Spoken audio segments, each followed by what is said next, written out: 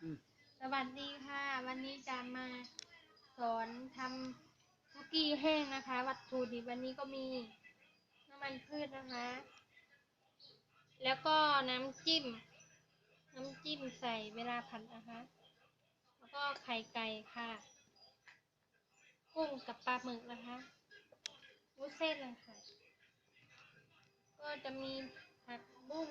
ผักกาดขาวนะคะแล้วก็น้ำจิ้มตัวนี้สำหรับผัดเสร็จ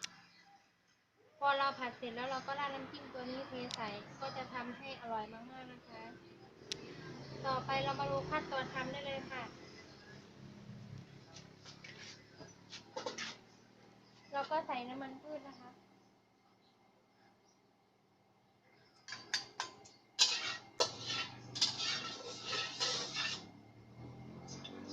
พอกระทะร้อนได้ที่แล้ว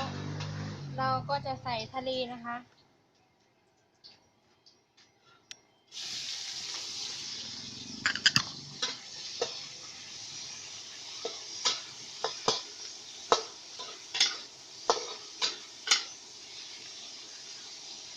เราก็จะดูว่าสุกใกล้จะสุกหรือยังนะคะ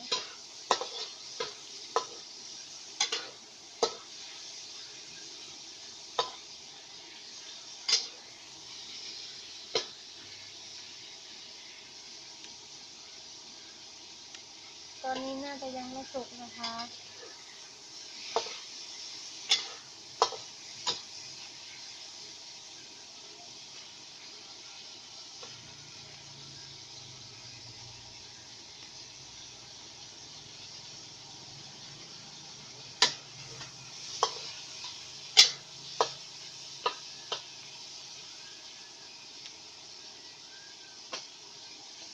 ต่อไปจะเป็นขั้นตอนใส่ไข่นะคะ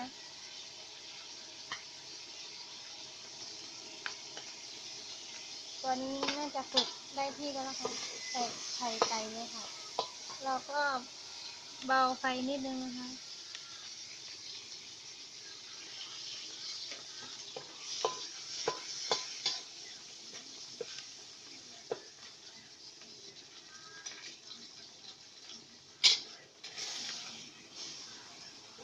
เราก็จะดูก่อนค่ะว่าไข่สุกหรือยังพอไข่เริ่มสุกเราก็จะทำการใส่ผักนะคะ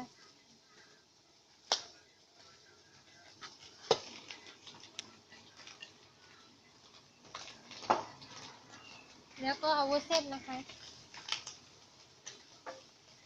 แล้วเราก็จะใส่น้ำจิ้มราดลงไปนะคะ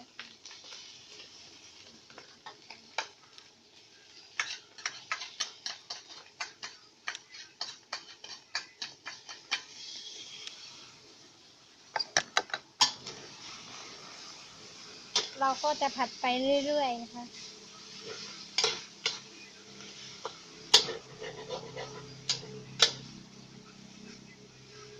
ตอนนี้น่ากินมากๆค่ะหอมมากๆเลย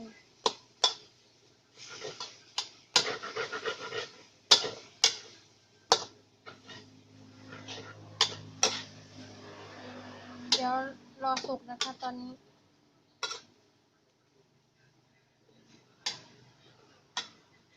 ถ้าเราทำไข่สุกแล้วเราก็เอาผักลงได้เลยไม่ใช่ว่าเราจะเอาไข่ลงแล้วก็เอาผักลงตามทีหลังถ้าทำอย่างนั้นมันจะทำให้ไม่อร่อยนะคะ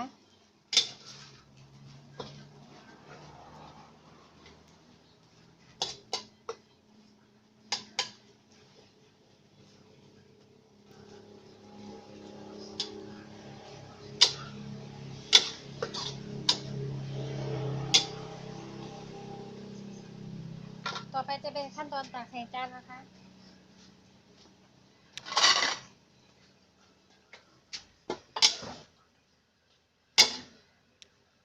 ตอนนี้ก็สุกแล้วนะคะ